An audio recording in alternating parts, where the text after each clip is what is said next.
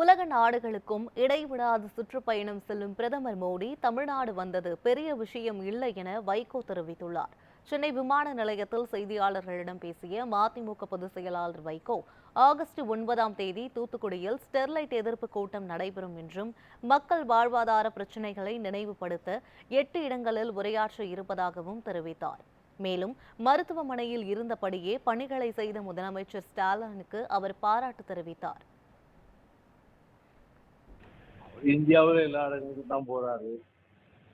உலக நாடுகளுக்கெல்லாம் இடைவிடாது சுற்றுப்பயணம் செய்கிறவர் இந்தியாவின் பிரதமர். அதே போல இங்கே தமிழ்நாட்டுக்கும் வந்து போய்கிட்டு இருக்காரு.